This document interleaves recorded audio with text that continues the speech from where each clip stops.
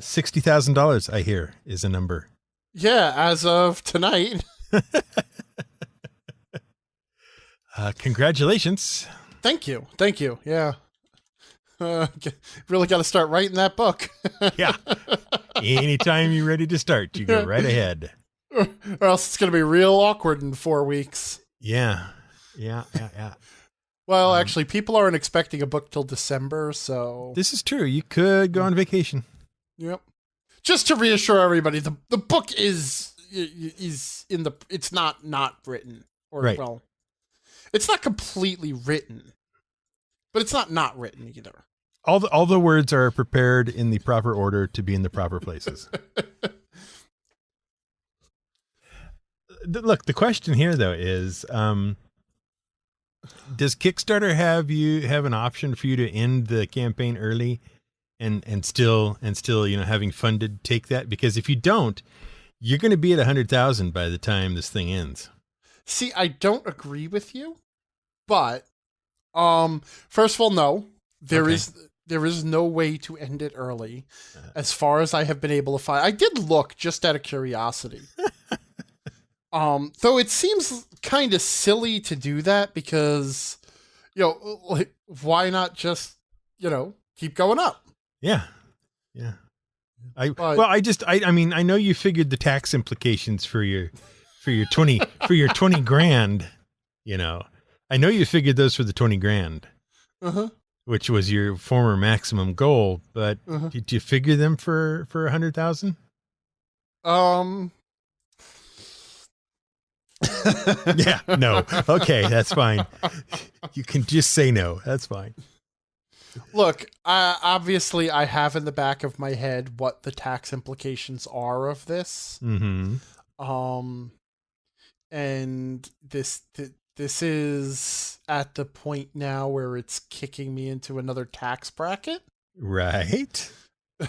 So the tax implication, there is a point where the success does have a little bit of a hurdle of, well, now I'm going to owe more to Uncle Sam. Well, at this stage in the new tax bracket, how much extra do you have to earn to make it worth being in that tax bracket? Let's not even play that game. Okay, fine. Well, no, because you know what? This is the problem I have.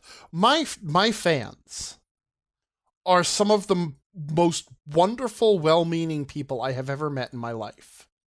And I love them to death, and I'm only saying this here because I'm not actually wearing the angry mask. Right. Okay? And if I suggest, even for a moment, that this Kickstarter has caused me a problem and the tax implications are going to be troublesome and the only solution is more money, some of them will start flinging more money at me. Yes.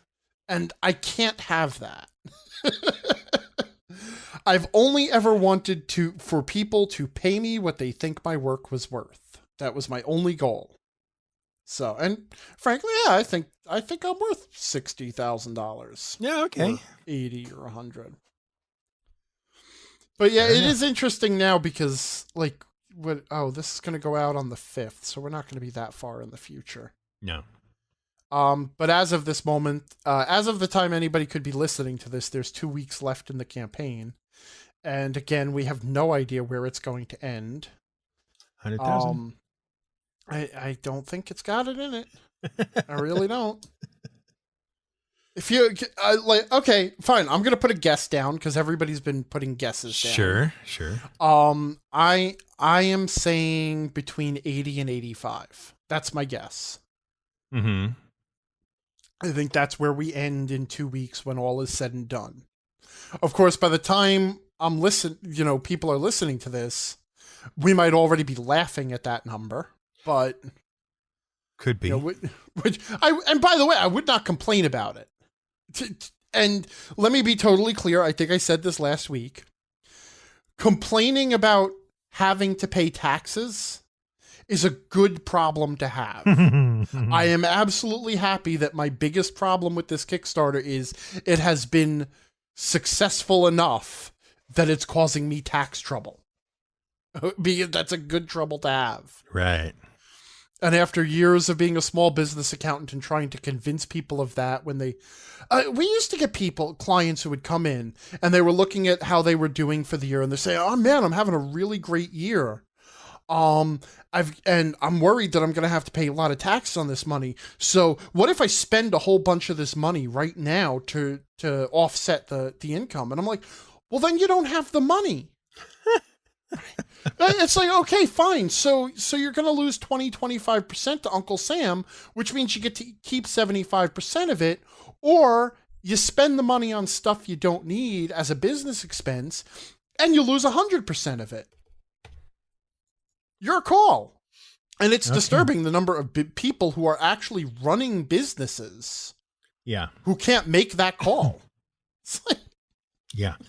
I just want to point out to you, sir, that you have 22 days left. Yeah, I know. And in order to make the 100,000, that's only $1,800 a day. Yeah, I know, but I'm trending right now at. I've been watching. I'm not looking at KickTrack or anything else. I have actually been watching the numbers myself because KickTrack is more reasonable now than it was at the beginning. Oh yeah, now that it has some data. But I basically seem to have leveled off at around $1,300 a day, with spikes depending on if an article comes out. I tend to get a little bump because each one of my articles mentions the Kickstarter. Mm-hmm. And I was on a podcast recently, and that came out yesterday, and that gave me a little bump. But I tend to be settling right around $1,300 a day pretty steadily. So could still happen. Yeah, it could still happen. Speaking of that podcast you were on. Yeah. That, what was that, Tabletop Babble podcast? Yeah, Tabletop Babble. James Intricasso. Nice. I was a fan of his podcast and then sort of fell off listening to it for no other reason than I stopped listening to everything, basically. Mm-hmm. You know. But it's a very enjoyable podcast, and before I went on the show, just, as courtesy, I did listen to a few episodes and I'm like, oh man, I remember I used to listen to this, and man, I really should go back to it. What a fun podcast. Mm-hmm. What a fun guy. He was a lot of fun to talk to, very interesting to talk to. We got very distracted. I know, like, who could possibly get distracted, when we're talking, or, imagine me getting distracted and going on digressions. But, we kept getting distracted and talking about all sorts of different things and went a little bit over time, and we had a whole lot of fun. Well, good. Good. Yeah, I listened to the whole thing yesterday. Yeah? I enjoyed it. It was very informative, and I think it was a nice little window into the angry GM and into Scott. Yeah, he was a lot more interested in talking about me and the website than he was like talking about my advice and stuff. Mm-hmm. It wasn't just like, well, what do you do in this situation? Or, people have these problems. It was actually talking about me and how I got into it and what I did. And also a lot of, because, believe it or not, I'm a divisive figure. Really? Yeah. Some people do not care for me very much. I have that. I have great difficulty believing that.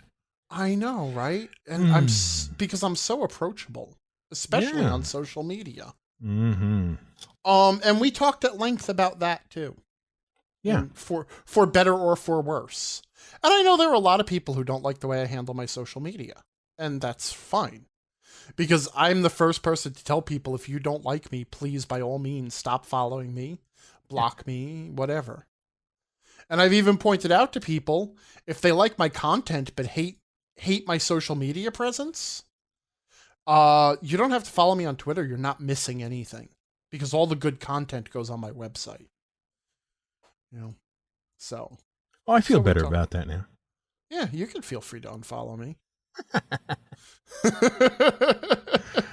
Yeah, I know you wish I would. Not gonna let you off that easy though. No, actually, you and I actually have a pretty good Twitter banter going. Yeah. We were on about pancakes today. That was nice. Yeah. What? I don't know. I just thought pancakes. Okay, let's do that. Okay. Trying to come up with topics. So what's your world's famous pancake recipe? As I said on Twitter, I don't have a famous recipe because it's more like adding stuff to Aunt Jemima pancake mix. Right. I mean, I can make them from scratch, but sure, why? Really? Yeah. But it's actually funny because pancakes are a complicated force in my life. Mm-hmm. It's funny that you chose pancakes of all things. Well, of course. Well, I mean, I know you used to have a designated pancake day. Yeah, but that was before the advent of Tiny. Yeah, and for a while she was into it too. Mm-hmm. And then we sort of fell off on that. Our schedules got a little bit more hectic. But we are actually trying to get back into it now. But I had a designated pancake day, and it was actually part of the diet that helped me recover from diabetes. Mm-hmm. Because, one of the things is if you change your entire diet very substantially, you will make yourself miserable and you will fail at it. Unless you build in some things that you like that you can get away with, Right. So you find ways to treat yourself. And one of the things was pancake day. I was never a big breakfast person. But I decided, well, I'm going to have to eat, because you have to eat 3 regular meals every day and you have to balance all the nutrients in every one of them. So I had to start eating breakfast, and I had to start eating miserable breakfasts of like cottage cheese and oatmeal and stuff. And so my payback was on the weekends. I would make myself, I would have an omelet day on Saturday and a pancake day on Sunday and do whatever I wanted with those omelets and pancakes. So one of the things you do is you can get different extracts, or you can use zests. So you can get lemon extract, or you can actually get a lemon and zest it, or orange extract and get orange zest. And that's an easy way to add flavor to a pancake mix. And then you can add things like cranberries or blueberries or whatever you want. So I'll do cranberry orange pancakes or lemon blueberry pancakes, stuff like that. Cool. So, yeah. And it's easy enough to do with the mix. Yeah. Because you just throw the extract in the mix to give it the flavor. And then, add the berries or what have you to the batter as you're. And one of the things I found is what you do is you pour the batter into the pan. And after it hits the pan, you have to be quick. Then you take your blueberries or your cranberries and you plunk them into the pancake. Nice. Yeah, if you try to mix it into the batter and then pour it that way, they don't distribute well. They screw up the way the batter spreads in the pan. So you kind of throw them like little meteors into the surface of the pancake. Nice. Yeah. I'm with you on all that. This is cooking with Angry. Yeah. I'm with you on all that. The only difference is we make them from complete scratch around here. Mm-hmm. And along with the whole wheat flour, because whole wheat is better for you than just white flour. Right. We also, we subtract a 1/4 cup of the whole wheat and add in a 1/4 cup of buckwheat. Oh. Which is a very nice pancake. Sounds good. It is quite good. But then we also add blueberries too. So, it just keeps getting better. Right. Yeah. And they are buttermilk, so we start with the buttermilk and then the flour and all that stuff. So it all comes out pretty good. See, I realize this is a bit of a sacrilege, but I actually do like my pancakes a little thinner. Mm-hmm. Yeah, to the crepe side of things? Not that thin, though I do also love a good crepe. Mm-hmm. Which I have to try making crepes. It's easy. It's just like pancakes, except thinner. You literally just put more liquid in. Yeah, but aren't they finicky? Temperature-wise? They can be quite finicky. Or underdo it, yeah. Yeah, you don't want to end up with a little rubber disc in your pan. Mm-hmm. Yeah. That's the big danger. Okay, well, I'm glad we got that settled. Yeah. Well, you know, anybody who was following us on Twitter, they were expecting this conversation. Yes, exactly. You know. Yeah. So. Any other prized recipes? No, though I am meaning to try. Also, this came up because we went out. I actually went out to breakfast with a friend of mine over the weekend. Oh. Who actually I guess it's hard to call him a friend since it was the first time I was meeting him. Goes by Jake. I think actually he just goes by Jake Ehrman on Twitter because that's his name. Oh, that's creative. Oh, he goes by Joe the Ink. Oh, Joe the Ink. Okay. But his name is actually Jake Ehrman. And he drove up into town and we went to this Scandinavian restaurant that he swears by. He's been trying to get me to go there for 2 years. Called Ann Sather. And his brother came along. Gil. Okay. Oh, I hope so. Otherwise, I just upset someone. Nobody you ever have to see again. Anyway, we had a great time, but Eggs Benedict were on the menu, which I love, and I'm a sucker for it. And normally, anywhere that has them, you know, I'll get them. But you know, we're in this Scandinavian place, and they had so many other creative and interesting things. I ended up getting this. I can't remember what it was. It's called the French Toast Fantasy, which was a lie because it was not French toast. They're apparently pretty well known for their cinnamon buns or cinnamon rolls. Right. So they take their cinnamon rolls, they slice them, prepare them French toast style, and then in the middle put a bit of not quite very sweet cream cheese. Oh.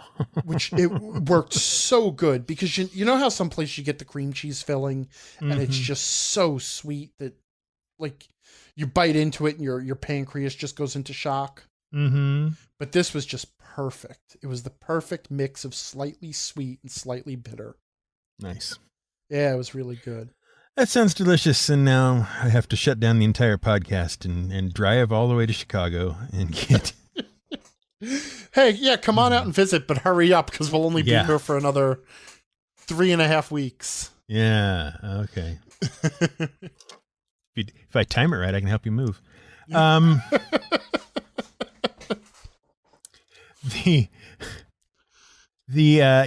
that sounds great. I like that. The cinnamon roll thing is always, you know, you go to a breakfast place, right? And sometimes you go to one of those breakfast places where the only thing you can smell is the cinnamon rolls. But you know, you're diabetic. You can't have them really. Right. Not without sharing. I'll be damned if I'm going to share a cinnamon roll with anybody. You know, it's always frustrating. Fortunately, and I'm sorry to frustrate you with this, I'm not quite as brittle as I used to be. So I can cheat once in a while. You know, I can get away with some stuff. How nice for you. Yeah, like I said, I'm sorry to say it. I'm trying to catch up with myself at this point. Yeah. We've progressed to a point where catching up with ourselves is now possible, which is good. Which is good. Except that actually getting caught up is a bit of a problem because I still find myself being distracted by things about every 15 to 20 minutes or so. So I can't really get any rhythm up and get anything going. Yeah. And that momentum is everything, isn't it? Yeah, it is. Yeah. Just about the time I settle down, nothing. Like I said on Twitter earlier today, it's like I've been trying to just play a video game, any video game, for the last 4 days. And as soon as I sit down to do it, I have to get back up to go do something else and so I never actually get it done. I finally thought I had it going today. I thought, I've got an hour. I can put an hour right there and it'll be brilliant. And so I went to fire up Shadow of the Avatar or Shroud of the Avatar, whatever it is. You know the thing. Right. I went to fire it up and I waited and I waited and I waited and it took forever to load. I thought, this is weird. And then when it got into the game, it crashed out immediately. Oh. And that pattern repeated 3 or 4 times, and I checked around, and by the time my hour was finished, I finally figured out that the update they downloaded or pushed yesterday broke the game today. Oh, oops. So there was nothing I could do about it. Well, now wait. Did I not see earlier on Discord that you were playing Factorio? You might have briefly seen that. Okay. Because I thought, well, okay, I'll try Factorio because I've been kind of interested in it for a while. Uh-huh. And there's a Factorio demo, and I thought, all right, I'll download the demo and play that. That worked as well as the Shroud of the Avatar did. I see. Except it got less far. Huh. Okay. Yeah. See, I was going to ask you about it because I accidentally bought Factorio. Oh, accidentally. Yeah, actually, accidentally, and played it for about 3 minutes. Got into, I guess I was doing the tutorial, right, and realized I had bought the wrong game. Okay, I was trying to buy Infinifactory by Zachtronics, the guys who made Space Chem, because I love Space Chem. Which is a very interesting little puzzle game where you are fed molecules. You have this little factory, and you are fed different atoms, and you have to build a device that will assemble them into the appropriate molecules and then deliver them through the output pipes. Okay. And one of the neatest things about the game that it does is, obviously the solutions are very open-ended, because all it's giving you is molecules and tools. And there are actually very few limits on the solutions you can create. You can use as many parts as you want and be as inefficient as you want. But at the end, the game shows these graphs that rate your solution against all of the other solutions that have been used, in terms of how many cycles the factory had to run through to produce each unit and how many parts you used and stuff like that. So you can just play to complete the puzzles, which is fine. And, eventually you'll figure them out. But if you really want to make it hard on yourself, you start looking at the efficiency of your solutions, and then you go back and you're like, yeah, I could remove like 3 more parts. And then, or I could do this faster, or, I could overlap this and this. And so you kind of get obsessed with, like, not just finding the solution, you try to find the perfect solution. And Infinifactory is apparently the same exact thing, but in 3D. Oh, okay. And I've been meaning to try it for some time, so I went on Steam recently and went to buy it, but I had the name wrong and bought Factorio instead. Well, that might not have been a huge mistake. I mean, it seems like it on the surface, but it might not have been that big a mistake. Yeah. Because I have my laptop, and a couple of days ago, I put the Factorio demo on the laptop and tried to play it. The problem was with the laptop was that it's a touchpad and I don't have a third mouse wheel to zoom things in and out with, So oh, okay. I was playing quite distant from the actual action. And my eyes aren't that good anymore, so, but anyway, what I did get to play of it and did get to dink around with, which I think was just the first mission. It's totally introductory. It seems like it's built on some interesting concepts, but my big concern is that I will play the demo, and then I will essentially have played the entire game. Oh, but just not at as complex a level as the full game is. Well, you know what I mean? Yeah. From what Factorio seemed like it was very Minecrafty.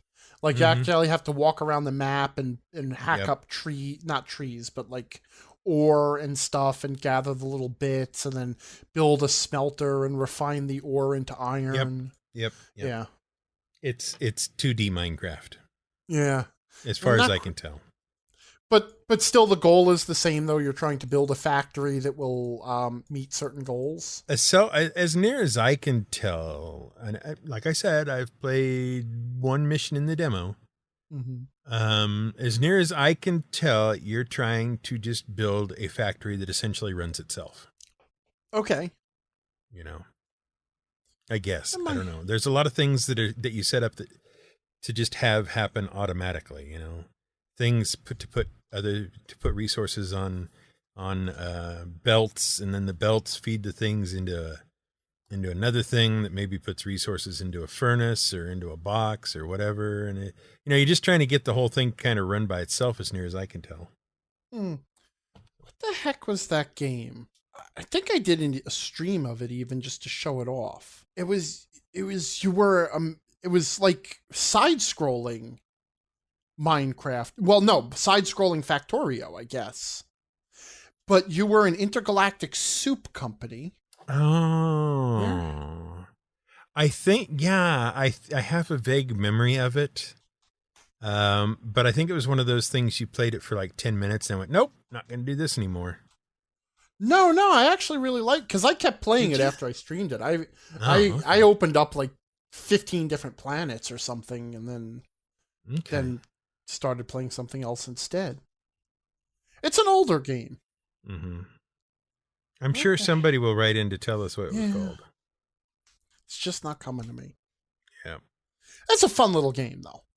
And the one thing that was nice about it was it wasn't really open world. Like, on each planet, you had a mission and a goal, you know? So even though you were trying to build a self-contained factory that would filled with robots that would gather the ingredients and then assemble them into soup and then ship the soup across the galaxy. As weird as that sounds. No, that's perfectly normal. Yeah.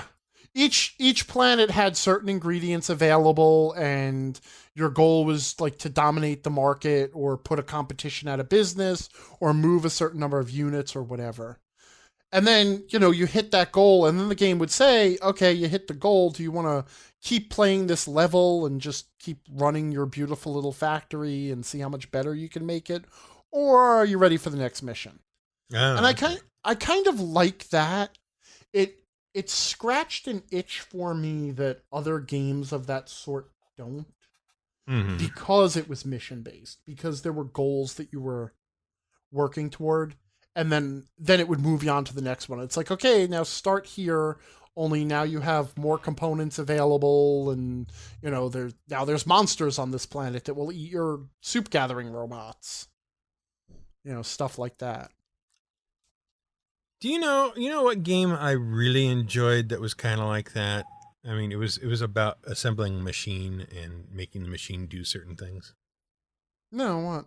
The Incredible Machine. Oh, yes. You were building a Rube Goldberg machine to do a very simple task. Mm-hmm. But it was always a puzzle, and the advantage was that certain objects always did certain things. It was like basketballs always fall and bounce. Mm-hmm. Boy, I can't remember all the stuff in it now. Scissors, scissors to cut things and all kinds of stuff. Obviously you had scissors to cut things. You had balloons, mouses on mouse wheels that you could hook up by a belt to a conveyor belt or a fan that would blow things. You had matches that would light up, and lasers and fireworks, and I spent so much. Well, which one was it? The sequel. Return of the Incredible Machine Contraptions. Yeah. And I gotta tell you, sir, if you get that itch, the entire Incredible Machine collection is on GOG. Oh, nice. I know, because I own it. Nice. Yeah. That's cool. So, yeah, those are fun little games. Yeah. It was just like, how can you make this work? And I don't remember, sometimes it had like limits to how many pieces and parts you had, and then sometimes it didn't, depending on the puzzle. Yeah, well, what it would do is it gave you a bin of parts. So you could never just go crazy and use everything. but often the bin would have more parts than you needed for the solution. Mm-hmm. So you would end up, like, there were some parts where you just wouldn't use. You'd be looking at it like, did I do something wrong? I didn't use the gears. But that was part of their puzzle design. Yeah. Was in order to conceal what they considered to be the best solution to you, they would throw extra parts at you other than those that were needed to construct the solution to the puzzle. Which is a smart way of handling it. Sure. Otherwise, if you know that all you've got is a mouse cage and a conveyor belt and a basketball, well, then that's what the solution's going to entail, and you're just looking for ways to use those parts. You hook the mouse cage up to the conveyor belt, put the basketball on the conveyor belt, and then fire it across the screen to see what happens. Yep. Good job. You solved it. Yeah. That was the best part of the whole thing, was just sometimes just toying around with it, making weird things happen. And the other thing was that there was no randomizer built into their physics. It was a very rudimentary physics engine. Yeah. So once you had a solution that worked once, it would do exactly the same thing every time. Mm-hmm. Where, like, one of the reasons that I wanted to check out Infinifactory was because I was watching my favorite game designer on YouTube, Mark Brown. And he was talking about a hilarious accident he had where he built a factory in Infinifactory and it worked perfectly the first time. Mm-hmm. But due to very slight variations in the physics engine, as time went on, it had a sort of inherent instability that eventually led the whole thing to fall apart, like right. on the 20th or 30th device that it was assembling. Yeah, I remember that one. So. Yeah. I'm told Bill has made a terrible mistake in the comments on episode 38. Somehow. Yes. And I will read this, and then I'm assuming you will launch and go into orbit. Says, speaking of WOTC, that's WOTC, Wizards of the Coast, for those of you who have just heard this phrase for the first time. And Mr. Greg Tito, I also listen to the Dragon Talk podcast. In parenthesis, I know, that cast is the propaganda arm of the company, but I really like their Lore You Should Know segments. In parenthesis. And in this week's episode, Mr. Tito makes a flip comment about the Undermountain adventure. It boils down to the lack of detailing gives GMs the freedom to express themselves. In other words, it's a feature, not a bug. Yeah. And I know for a fact when Bill typed this up, he meant it's a feature, not a bug, sarcastically. Right. Because there was a further comment thread that explained that all in excruciating detail. Right.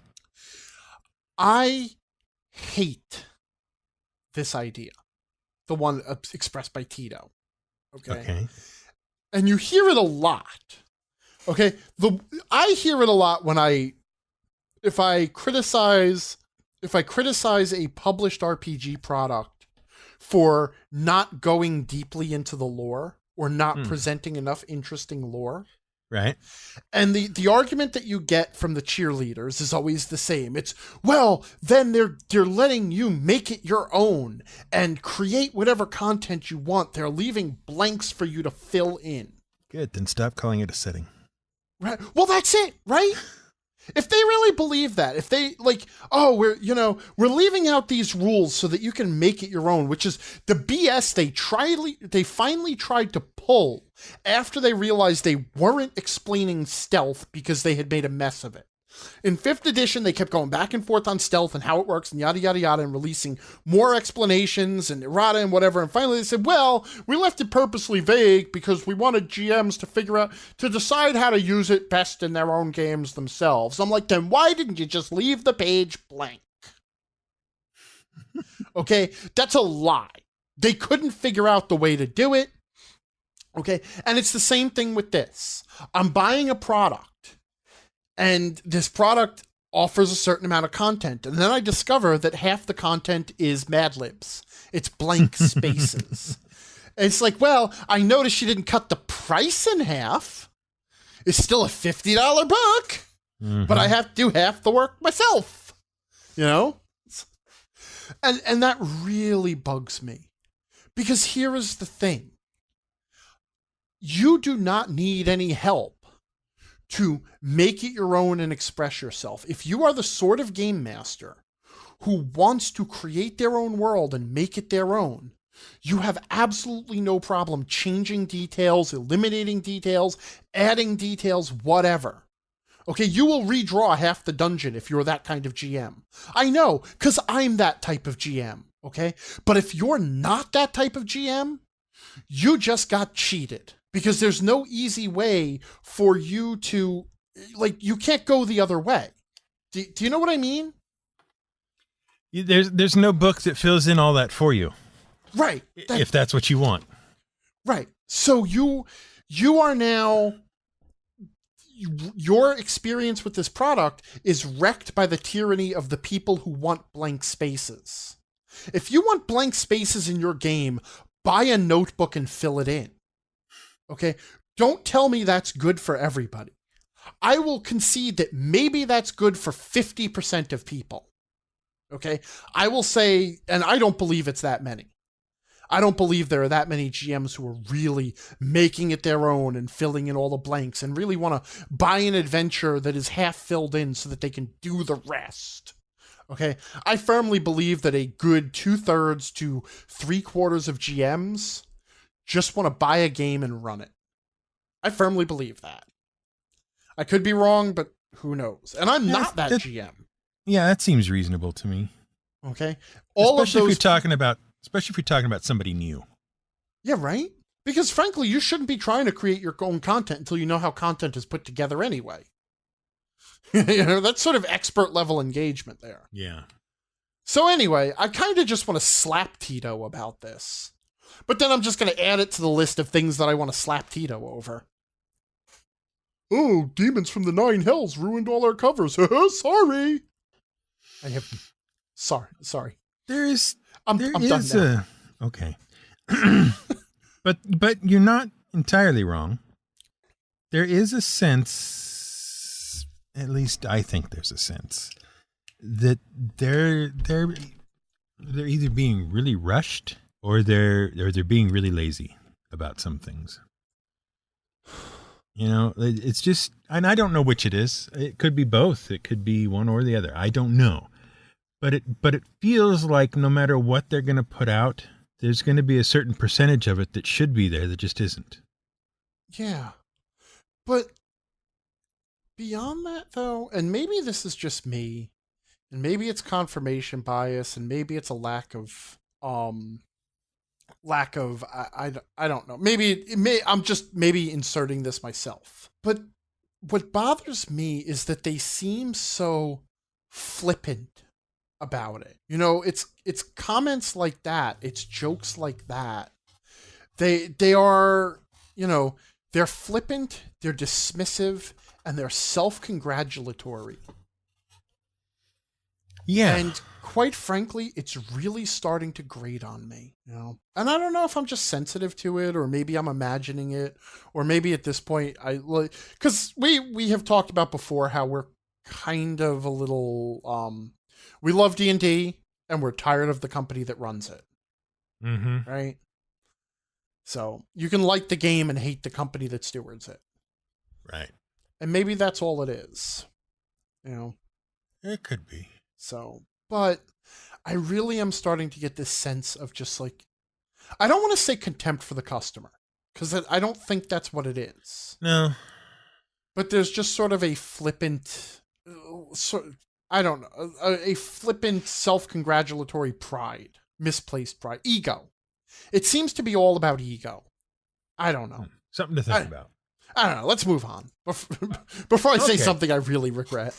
Alrighty. Okay. Moving on. This will undoubtedly improve the situation. Mason wrote in by email. That would be gmwotw@gmail.com, I think.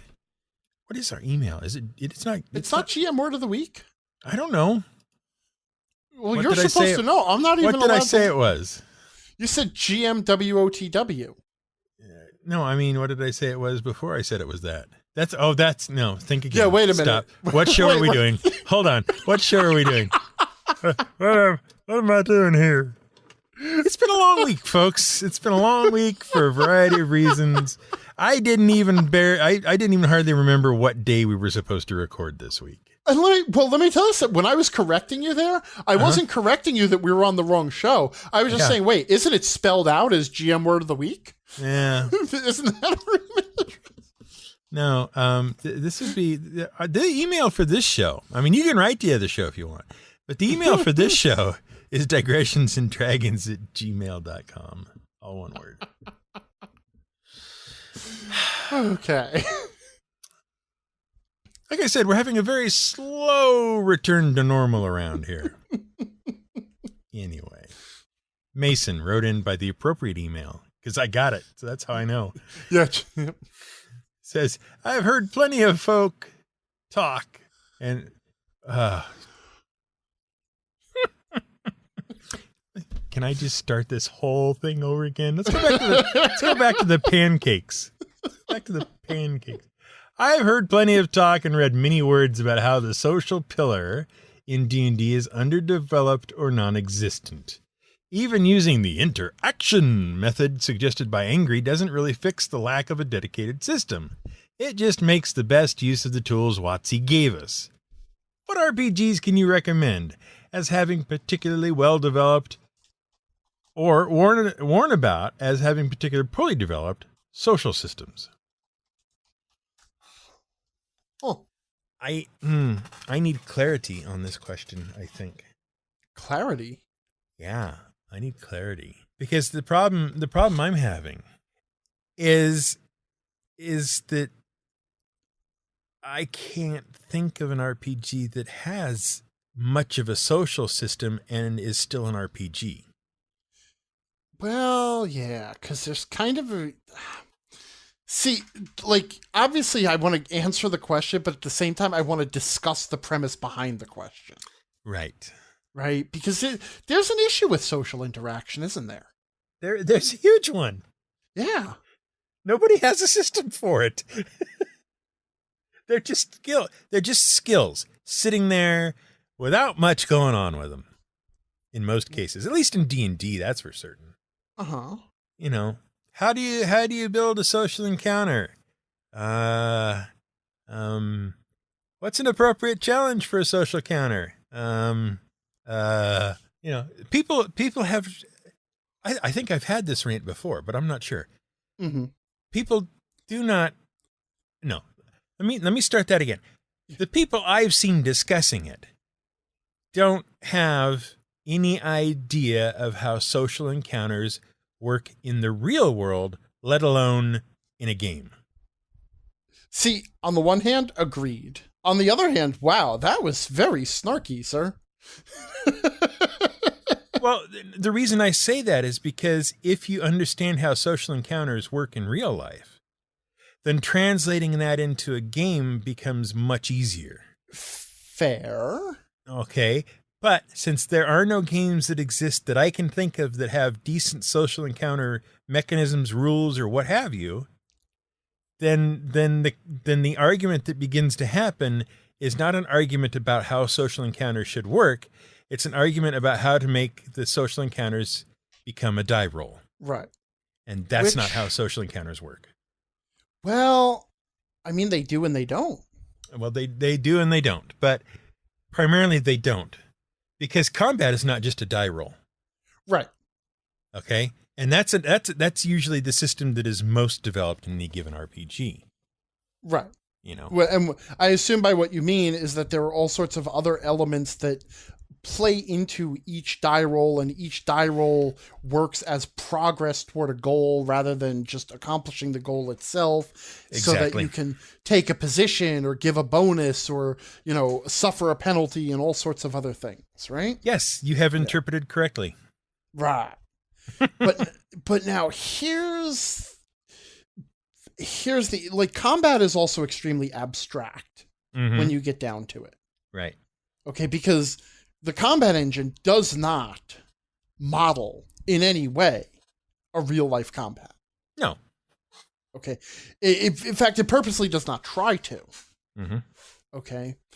Because you would have, like, obviously, breaking it down, like, you can make some arguments that breaking it down into turns is at least representative. Mm-hmm. Because if you break things down into split-second timing, you will be able to say, okay, this happened slightly before this, slightly before yada, yada, yada, and everything happened mostly simultaneously and all that stuff, but that's neither here nor there. Right. But even allowing for the complete and total freedom that role-playing games have, in combat, the number of useful and practical things you can do in most situations is small enough that they can be mostly enumerated. Mm-hmm.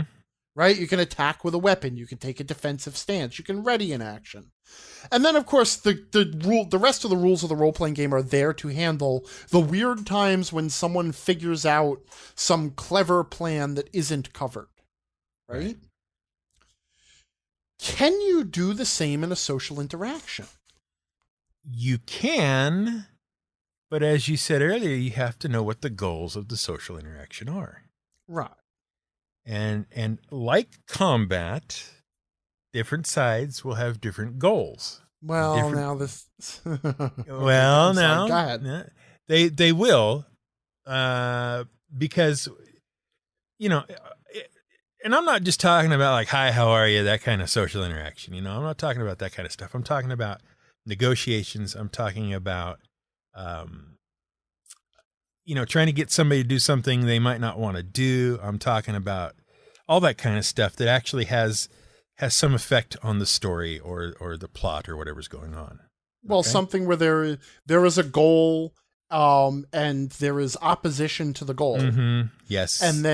And you must overcome it, except you're not allowed to hit the person. Right. Exactly. I mean, a social interaction is basically an encounter where you're not allowed to be violent. Right. Violence is the failure state. Right. Which, of course, by itself, that's already running counter to D&D because violence is pretty much the success state D&D. Yeah. Yeah. But my point is that in a given social situation where the interaction matters in some way, because if it doesn't, you just say, oh yeah, okay, he's happy to see you and blah, blah, blah, moving on, let's go on the hunt or whatever. The thing is that both sides will have a goal of one sort or another. It might be, I suppose, that the goals are aligned, but that neither party knows it. Okay? And so getting to the point of knowing that goals are aligned is part of the interaction. I suppose that's a case you could do. But most often there are goals in opposition in some way. Right. And the whole point of it is to either get the other person on your side, to accept your goals as being equally as valid as theirs, or get them to give up their goal as not being as important as yours, or to be persuaded that your goal is not the right goal to have at the moment. Or to agree to adopt your goal in return for a goal that they want. Right. I mean, that's a compromise, right? Right. A compromise. Yeah. So, and once you've established in your head as a GM what those goals are. Right. Okay. So, because as the GM, you do have to know what your players' goals are. They can't just come to you and start talking and hope that you'll figure it out. Right. But then, to be fair, as a GM, very few of the goals in the game are goals that you didn't have a hand in designing. Right. Okay? The players don't go grilling people for information unless you've created a need for that information and a character that has that information. Right.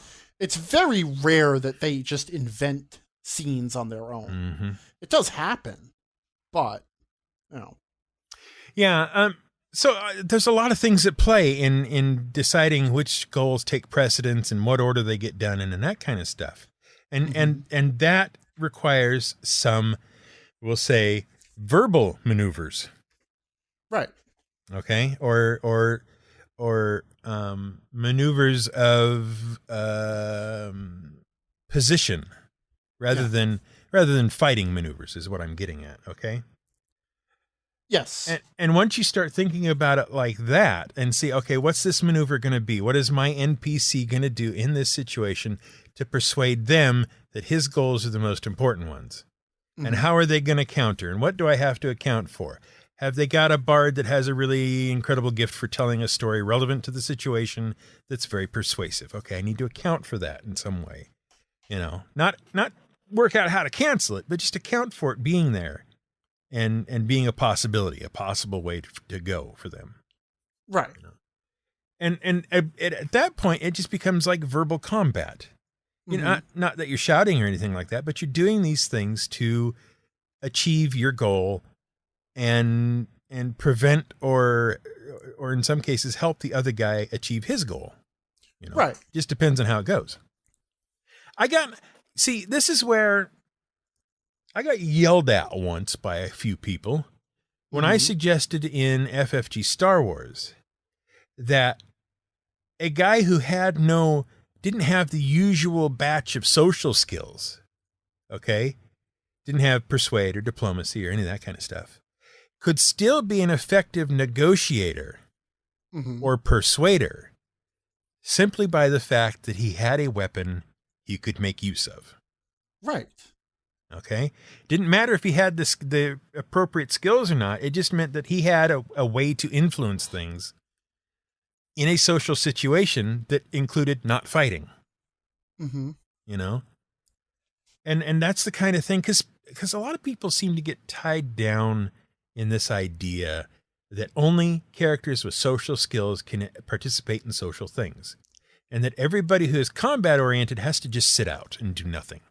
Well, can I actually take the problem deeper than that?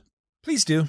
Because I have a major problem that I have been trying to convince people of that I think is what D&D, it's the first mistake D&D makes, and a lot of other games like D&D that ruin social interaction. And it's called charisma. Okay? There is this one ability score that governs all of your social skills. Okay? And it is literally designed as, or defined as, the core of all your social skills. Okay?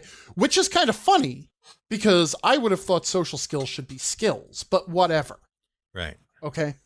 But here's the problem.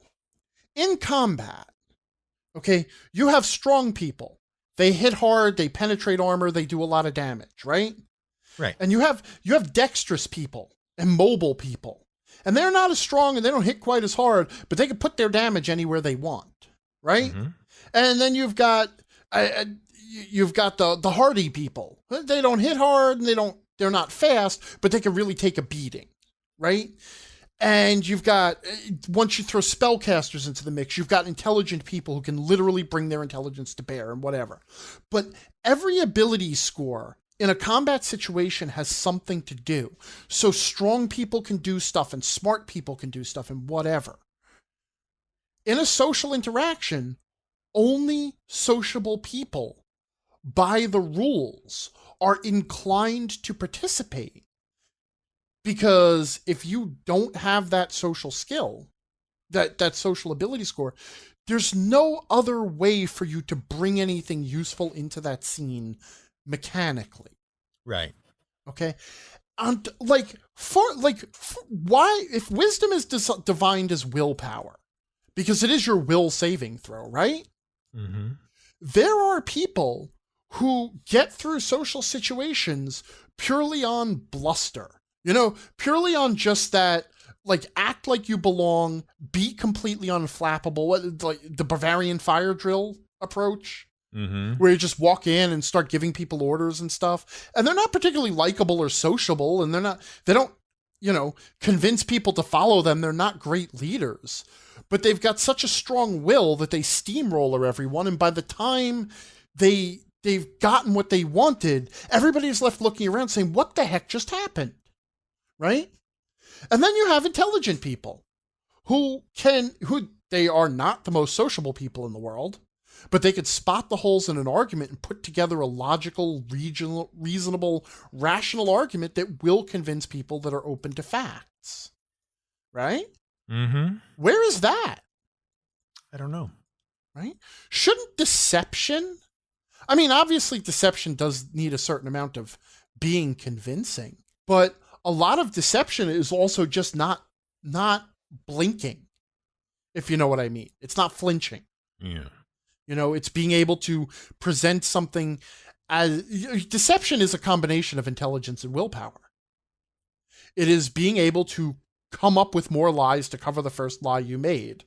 And it is the willpower of not freaking out and getting nervous and betraying your real emotions or your real intentions. And if you started moving social skills around a bit and also added a few more, because, I mean, like the whole 3 social skill thing is also pretty anemic. You can either be nice to people, you can scare people, or you can trick people. Where's business negotiation in that? Right? Where's the just wheeling and dealing type thing? Shouldn't there be a negotiation skill that is just that? It's not persuasion. It's not friendly. It's just, we're going to come to a mutual agreement. Right? Mm-hmm. So I think where D&D drops the ball is right there in the ability scores. I think charisma is the first mistake it makes. And so many other games follow suit. Yeah. Okay. You should... I don't know. It seems like there should be an entire chapter in D&D that is just about social conflict. Right. Because they do a whole thing on combat. Yeah. And they do say, like, as has been explained by, who are we responding to here? Mason. Mm-hmm. As Mason mentioned, they talk about social interaction as one of the 3 pillars of D&D. Right. Okay. But there's no structure for that pillar. Right. And there's no tools for it. Mm. I mean, I don't necessarily think you need to go as far as like a like a social initiative system and a social turn-taking system. I think that would actually kill social interaction. Okay. And I also... Here's another issue. The declaring of social actions, okay? Mm-hmm. When you're in a social interaction scene, sir, when you're running one, do your players speak in character? Rarely. Okay, that's interesting. Because when I'm running social interaction, they often, but not always, speak in character. Yeah, I get the ones that are like, well, he says something about... the princess and all the information we found and blah, blah, blah, blah, blah, and all that kind of stuff. Yeah. Whereas I understand that most people are actually like, oh, no, good sir, you have misunderstood me. Here are the, that kind of stuff. Yeah. And me as a GM, I switch back and forth, honestly. Right.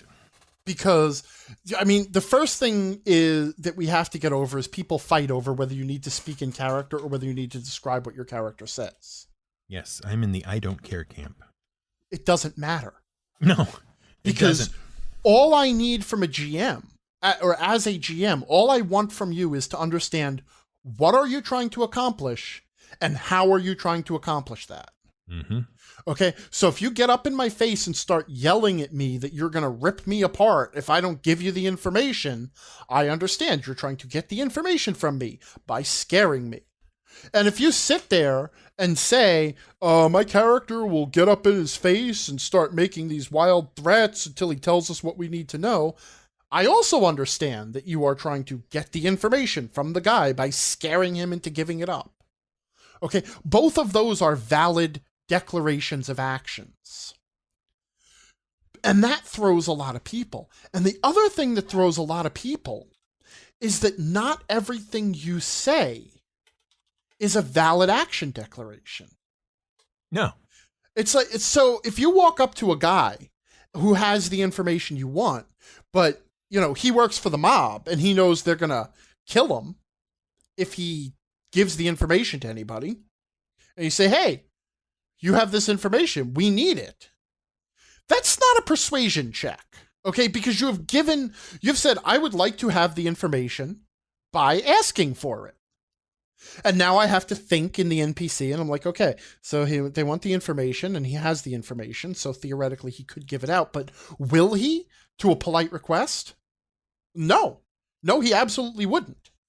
Because polite request does not trump family being murdered by the mob.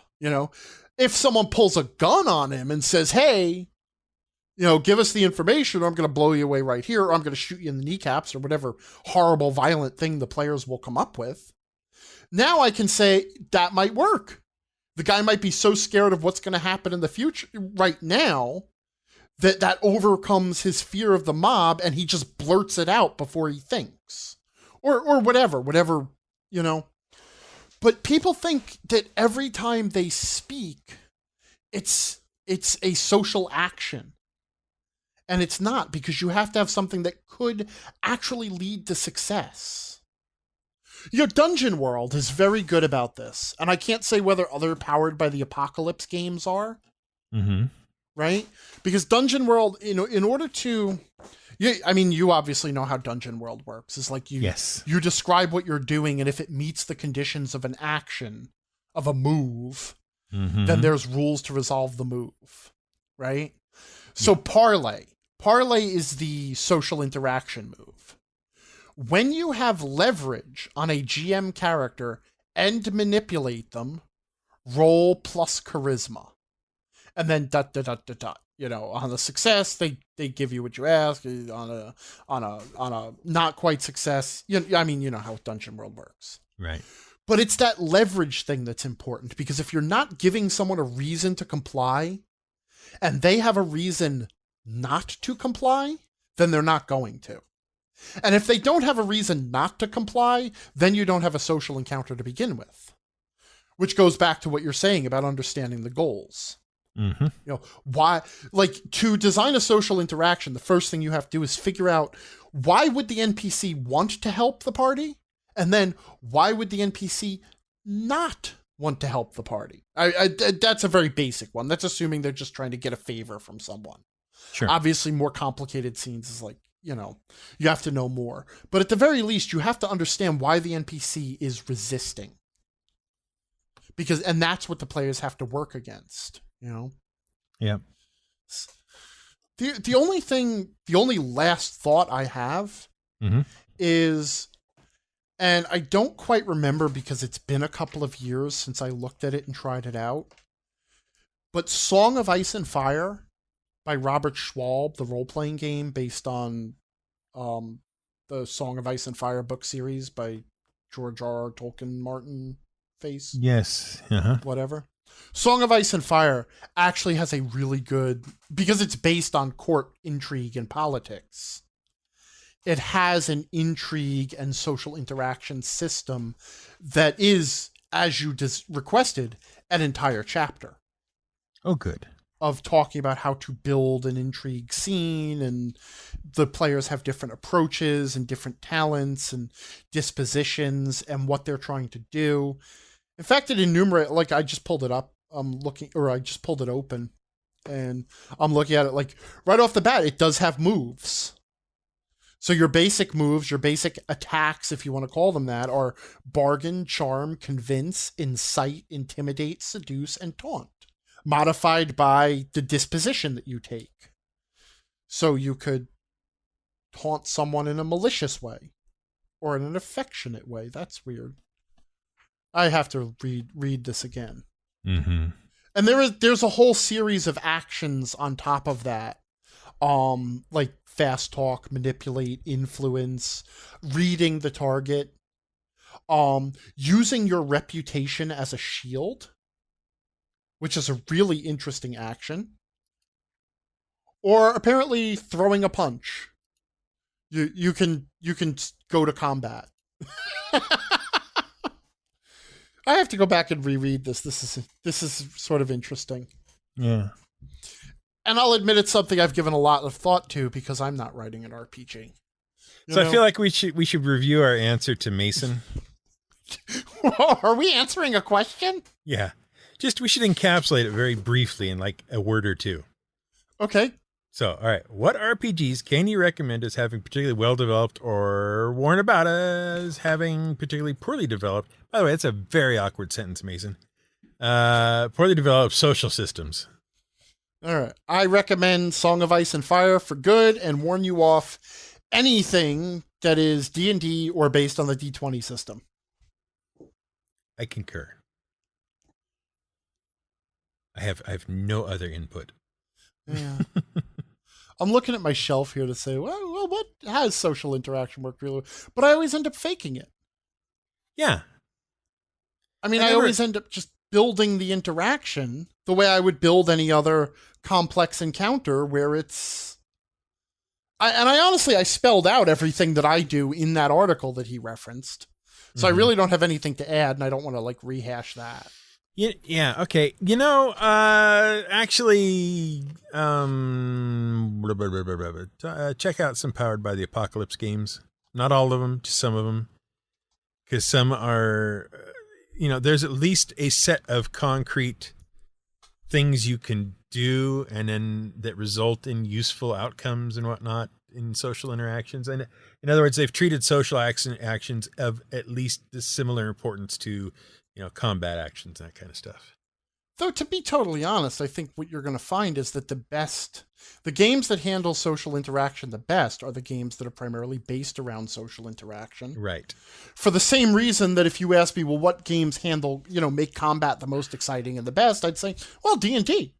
D&D is really fun combat. Yeah. It's a combat game. Which is going to bring me down the path of why I was saying Powered by the Apocalypse. And that is maybe check out a game called Fellowship. I don't know of that one. It is a Powered by the Apocalypse game. It is essentially the premise is you are forming the Fellowship to go up against the big bad evil overlord. Okay, that's kind of cool. Yeah, and it relies on you, as I recall it, and it's been a while since I've read through it. It relies on you being able to recruit the assistance of the various races of Middle Earth, your not Middle Earth setting. Right. And that's all handled socially. So like you need to recruit the elves to your side. You need to recruit the dwarves to your side, that kind of stuff. So maybe check out Fellowship and go from there. That's a late entry. Yeah, I am going to guess that probably Monster Hearts, speaking of Powered by the Apocalypse, handles social interaction well, or at least in a detailed way. Mm-hmm. But I cannot confirm that because given the premise of Monster Hearts, there's no way I'm going anywhere near that thing. Yeah. It's not something I'm anticipating playing anytime soon. Which is fine. There's nothing wrong with it. It's just not in my neighborhood, basically. Yeah. I also want to say, looking at Fellowship over on DriveThruRPG, mm-hmm. The Liberi Gothica Games, who have made this game, and Jacob Randolph, who have written it, need to figure out how to present their game's selling point. Because your description of it was very compelling. Okay? Mm-hmm. And then one of the testimonials, telling how great this game is. Things my group did in the game I just ran. 1. Fired the halfling out of a cannon so he could fist fight a renegade space angel. They're like, done. Like that, if that is a selling point for your game, I don't want it. Okay? That is a Yu-Gi-Oh! Episode. No. I Space Angel. I'm wondering if he means Istari. I don't know. And then therefore it's either Gandalf or Radagast or Saruman or the two that went to the east. Well, let me tell you this. That testimonial just unsold a copy of this book. Yeah, I know. Because I was almost there. Oh, I might check this out. You can't, well, okay, fair enough, but you can't blame them for the story that somebody else ran. They put it on their DriveThruRPG page as an advertisement. Oh, as an advertisement? It's not like just down in the comments? Oh, no, okay, it's some No. They wrote it into their description. Some feedback from Kickstarter backers who got the game early. Oh, jeez. Yep. That's what they chose as a selling point. Okay, whatever. Sorry. Maybe don't check it out. I don't know. I'm sure the game is probably fine. I'm sure they just, they don't know how to sell it. Commodore wrote in the comments on our webpage, that is digressionsandragons.com. Says an interesting note about WotC going Planescape. For what it's worth, Pathfinder's last hardcover is releasing now. Planar Adventures. I have no idea how much competition drives their choices, but there you go. Just an interesting note. Yeah. Because I don't has not that you'd know or I'd know, but has Pathfinder dealt with their planes of existence much? I don't actually know how much. I think in the Game Mastery Guide they touched on it, but I haven't bought the million splat books. Right. I don't have all of these books to check, but I do know there is a chapter on planar adventures in the Game Mastery Guide, I think. If you have more than a passing familiarity with Pathfinder, will you please let us know if this is the first really dedicated product to their planar existences and the infinity of everything and not, for example, just a gateway into Starfinder? There is a section on the planes. It's about 10 pages. Okay. Yeah, it does all the stuff that like the D&D stuff does, where material planes and transitive planes and subjective directional gravity, which is one of my favorite phrases ever to appear in a role-playing game book. Wow. Yeah. That's amazing. Yeah. I'm glad you mentioned that. No problem. Glad to help out. What is so complicated about keeping track of hit points that we need to have some question about it? What is the actual question? It's not actually that complicated. It's a very simple question. Okay? I found myself recently in the position of writing a small document that explained the rules of role-playing games to somebody who has never played a role-playing game. Uh-huh. And when I got to the subject on tracking hit points, and you explain, okay, you have a certain number of hit points and that your maximum hit points never change that number. When you get hurt, you lose some hit points, and when you heal, you recover some hit points, but you never recover above your maximum. When you hit 0, you're critically injured, right? But then comes the question, okay, so you write down that you have X number of hit points as your maximum. And now comes my question, sir. Mm-hmm. When you are recording your hit points, your current hit points, right? Do you count your hit points down or count your wounds up? I count hit points down to 0. So you start with 25 hit points, you take 4 hit points of damage. Yep. You write down 21. Right. And then when you take 2 more hit points, you cross it off and get to 19. Right. Yada yada. Okay. I find it's easier to keep track of how close I am to being ignored and dying on the battlefield that way. Oh. See, I used to do it that way. And one day I started tracking up. Mm-hmm. Ticking up. Just because I found it was much easier to track with tick marks. Oh, yeah. Okay. And then you can just very quickly track it. And usually I'm the GM. So I'm tracking damage on multiple monsters. And I like to have big fights because I like to have lots of things. So I write down the creature's maximum hit points.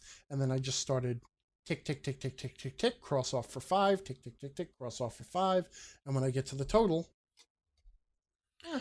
Let me think. Because that was my player answer. And I'm trying to think, do I do it differently as a GM for the NPCs? And I think the answer is yes. You do? I think I do it different for NPCs. Huh? Yeah. Yeah, because what I'll have is, what I'll do is like I'll write down, okay, say we've got 20 hit points on this orc or whatever, okay? Mm-hmm. Then they attack the orc. Okay, they did 5 points of damage, so underneath that I'll write 5. Yeah. Okay, next guy does 3, so I'll write 3. And then I just keep a running tally like that until they hit the magic number, and then the orc dies. Uh-huh. Yeah. Yeah, that's interesting. I hadn't noticed that before. Yeah, I was just curious. I'm actually curious. Like, if anybody else wants to tell me whether they count down or count up, I am legit curious. It's one of those few times where I'm asking a question not to pose a conversation, but just because I'm a little curious. And it reminds me of another little question, one that caused a lot of fights not too long ago for a lot of people. On the Dungeons & Dragons 5th edition character sheet, under ability scores, you have a big space and a little space. Yeah, okay. The big space gets the big number. The little space gets the little number. Really? So you put the score in the big space and you put the... Yes, even though the score has no purpose other than to tell you what the little number is. Huh. That's what I do. Huh. Because a lot of people argued about this. Well, a lot of people are apparently wrong. No, it's not a matter of right or wrong. I was just curious again what you did. And actually, I mentioned it to several people who said, because I put the modifier in the big box, nice and big, because that's what I have to see at a glance when I look down at my character sheet. Right. Right. So, and also in automatic PDFs, the ones that auto calculate your score, you put the score in the little box and it calculates in the big number. It could calculate the modifier. But I raised that to a bunch of old schoolers, you know, and to a man or to a woman or to a person, I guess I should say. Yeah. Every single one of them said, it never occurred to me to do that, but I'm going to do it from now on. I'm not. Well, you're contrarian anyway. Yeah, I know. But see, the thing is, to me, to my mind, okay, the modifiers are easy to spot because they're in the little box. The little box is the marker for that modifier. You know, it's the visual distinction that draws your eye to that as a design element. It makes you focus into that little box. Okay. I don't buy that argument. All right, whatever. I don't care. That's how it works to me. It works that way for you. Yeah, that's how it works for me. Okay, that was it, huh? Yeah, I told you it was small, really nothing. There's been a discussion in our forums. I don't know if you picked up on it. A discussion in our forums? Well, and not in our forums, but in the commentary on the previous episode. About tracking hit points. Was there? Yeah, there was. I missed that, and yet you did miss that, and yet here we are. But the thing is, it's not the discussion we just had. Okay. It is about whether to use counting devices. Oh. To keep track of that kind of thing. Okay. So, various mechanical clickers, and one of them, Jan, uses or has used or could use a combination lock with 6 digits on it or whatever. I don't know, 5 digits. How is that faster than just writing a number? I don't know. I'm sorry. I don't know. Calm blue ocean. But then Citizen chimed in with what amounts to a pendant, a keychain pendant ornament thingy. Which is the abacus? Yeah, the abacus, yeah.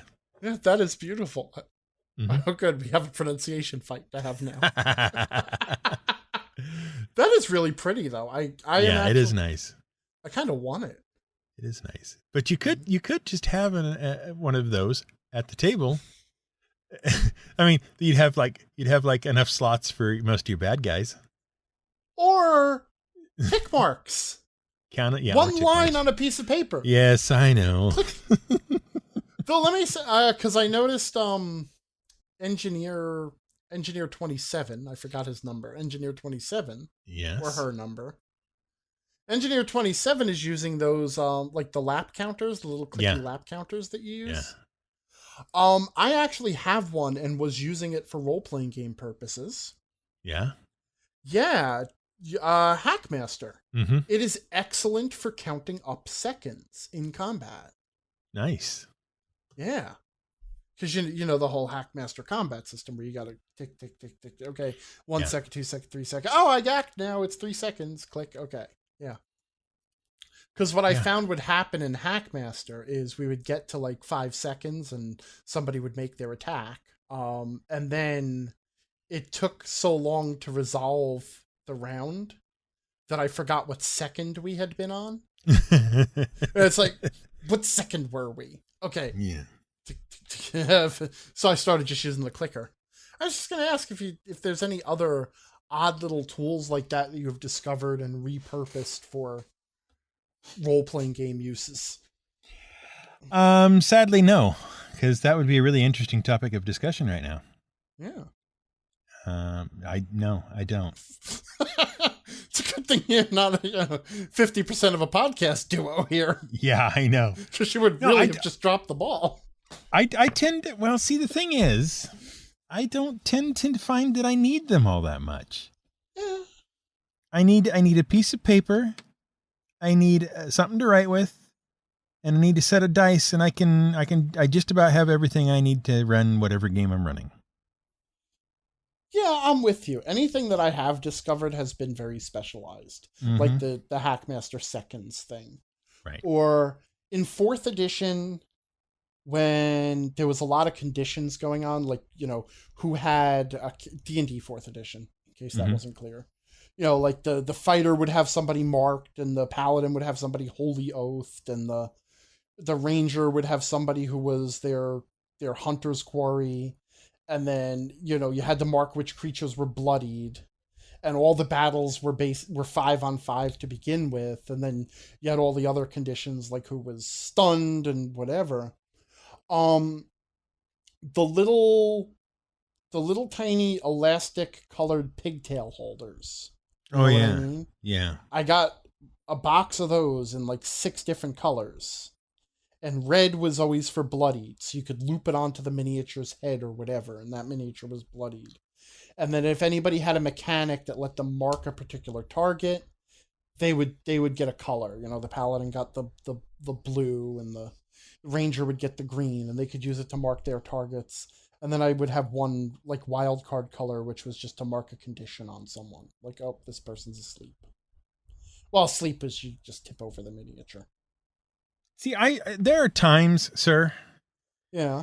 When I feel like I'm the worst possible GM because I don't do any of the other things the other GMs seem to do, you know, like little tricks for smoothing out the counting of time units and little tricks for marking things on the characters and little tricks for all this other little stuff and whatnot that people just come up with out of nowhere, and I never do because I just keep track of it. I don't know any other way to do it than to just mark things on a piece of paper and get going.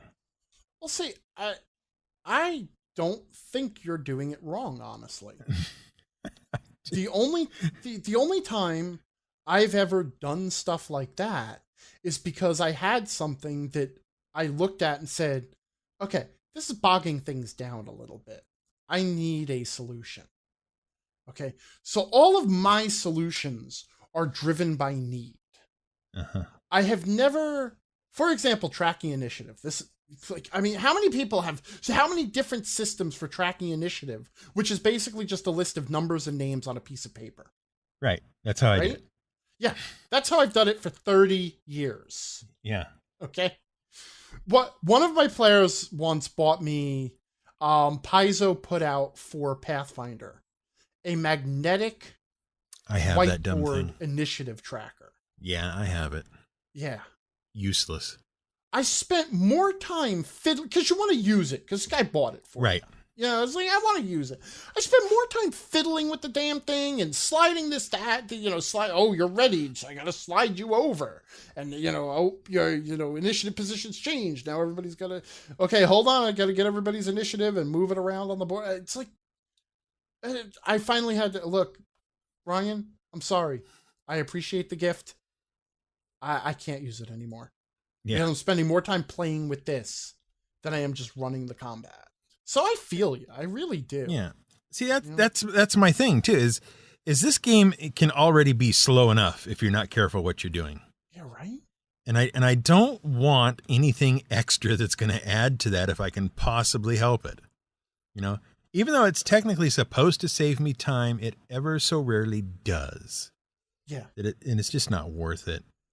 And a lot of people, they jump to the solution first. You know, they create problems in their head. One of my favorites, and I encountered this question more times than I ever thought I would, was the problem of people I'm so incensed that I'm just stammering now. People raising the question, how do I keep track of my hit points between sessions? You write them like, on isn't it better to just heal my character? You know, just assume that we take a long rest at the end of every session. Otherwise, how will I know how many hit points I have at the next session? Are you kidding me? No, I'm not kidding you. I wish I was. Like, you write have it a character down. sheet. You write it. That's what the character sheet is for. You write it down on the character sheet, and then next week you bring out that spin down counter from Magic the Gathering. You know, it's are you incapable of transferring a number? You're using the wrong tool, aren't you? Are you incapable of transferring that number from one place to the other? Okay, it's on the die. I need to get it on the paper. Look, how is this possible? Who's to say? Look, hold on. I need to double check you on something, okay? Uh-huh. If you are on the second or third session of a multi-session campaign or game or whatever, and your character sheet is still as clean and pristine as the very first time you wrote anything on it, you're doing it wrong, right? You should have erased holes in your character sheet by that point. Right. Thank you. Like, good. Remember the old day, like how every so often you had to recopy your whole character sheet because you had erased so many holes in it? Yes. It's like, my equipment session is a mess now. And you always had to go to the GM and ask for the character sheet. Because the GM was the keeper of the character sheets. You never had your own character sheet. It was never a question about how do you remember what your hit points were. It was the GM will remember for you. Well, no, the GM was the keeper of the blank character. Yes. Right? You had the mass of the blank character sheets. It was your responsibility. Just have blanks. My GM in my youth kept the character sheets that we had for our characters as well. We were not allowed to keep the character sheets that we had filled out because something might magically change on them if he did not keep an eye on them. You know? A sign of trust there. And I'm still that way years later. It's like, no, I'll hang on to your character sheets for you. Not because I don't trust you, just because I've learned in the intervening time that it's far easier if I keep the character sheets, because then nobody will show up without one. Yep. That's the only reason to keep the character sheets. And it happens. Yeah. All the time. It's like, no. Plus the other thing is that if someone is going to miss a session, then at least you have their character sheet. Right. You can sort of puppet them. Right. Well, it was always the thing of like the person who missed the session was also the person who was tracking all the party's treasure. Yeah. It's like, great. Yeah, exactly. There's no discussion about keeping your character sheet clean. That's not a thing that happens. That you just rewrite it every 4 or 5 levels. You know, because inevitably you'll have written something too large and you'll need to add something and there won't be any space for it. So you need to rewrite that anyway. Well, remember, we are living in an age where asking people to actually write on a character sheet physically is like asking them to chew off their own arm. But my iPad, it's so much easier to track it. Then why does it take you 40 minutes every time I ask you to make a check to find the skill? And I know there's people out there listening now who are using their iPads and their whatevers and the D&D Beyond and all that stuff at their game. And they're going to say, no, it doesn't take me nearly as long. Yes, it does. Yes, it does. You do not realize how much extra time it takes. And it's on the order of seconds. It's not a lot of time, but it adds up. The electronic tools are slower than a piece of paper. I'm telling you. I have to agree. I have to agree. Okay. The other thing, by the way, anybody who insists that I'm just going off on an unrelated rant. Okay. Anybody who insists that they can still pay attention to you while they're also diddling their phone is a liar. Okay? Because they'll say, oh, I'm still listening. I'm still responding to your questions. It's like, yeah, you're giving me one-word answers and you're not giving open responses. Your responses change because you're distracted. So instead of, yeah, so, hey, I heard you went to the movies last night. Yeah. What'd you see? Batman, Whereas without the phone, it's, oh yeah, I went to the movies last night. I saw Batman. It was pretty awesome, but it wasn't as good as the last one. And I think Heath Ledger did a pretty good job though. Right? Because that's how someone talks when their phone isn't there. They actually volunteer information. When their phone is in front of them, they're just giving you the minimum response necessary. And this is why phones and electronics are banned from my table. And why no? You're right on a character sheet when you're at my game. You're evil. Oh, I am. I'm the worst. Well, see, the thing is, too, you have to remember, maybe you have to be told because you don't actually remember. But there was a long time there where the best character sheet you could get was the one you drew yourself. Not because you were artsy-fartsy, but because that was the only way to get a copy of it. Oh, man. I found, last time I went home, I think I mentioned this. I went back home to New York and discovered in the basement a box of random papers and notebooks from back in the day and found my handwritten second edition character sheets.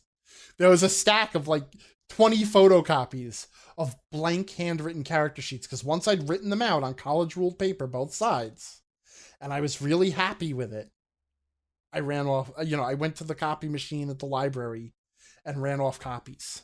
Mm-hmm. Man, those are the days. Yeah. And so, at that point, it didn't matter, how neatly you tried to keep your character sheet. It was already ruined. It was pre-ruined. So it was easier just to write things on it. Right. Maybe that's it. Maybe we need character sheets that are pre-ruined. Hey, for this game you're not writing, can you get the character sheets pre-ruined, please? And then just let people write them. Like have a watermark that is like a coffee ring. Yes. Somewhere on the character sheet. Yeah, exactly. Coffee ring, maybe some accidental super glue spillage or something, Cheeto dust, paint from a miniature. Yeah, there you go. Ink. The one character who smoked, he always had like one burned off corner of his character sheet. The one player, I mean. Yeah. Because you always had the one player who's going out every hour and just having a cigarette. Yeah. And it's like, but why is your character sheet helping you smoke? You've got like the stray pen scratches on there because you maybe were carrying too much at one time and your pen was open, and one corner's a little dog-eared because the dog actually got a hold of it at some point, and all that stuff. All that good stuff. One of my players, Kim, we yelled at her mercilessly every time because she did not like using pencil. So she was always trying to use pen on the character sheet. Oh, that doesn't work. No, it doesn't work. And then she would bring those erasable pens. Those erasable pens are the biggest lie in the stationery industry. That works. They are even not. Less. Yeah. Smearable ink, but not erasable. I can tell you that. So she took a lot of abuse for that because you write in pencil on your character sheet. Everyone knows that. That's right. There's nothing permanent on your character sheet. Not your name, not your alignment, not your race. Any of it can change. Any of it at any moment for any reason could change. Oh, well. Oh, man. Oh, well. So, yeah, that's how you track your hit points. You write on your character sheet. Do you know how you track your time? How? I don't know. It's the end of the show.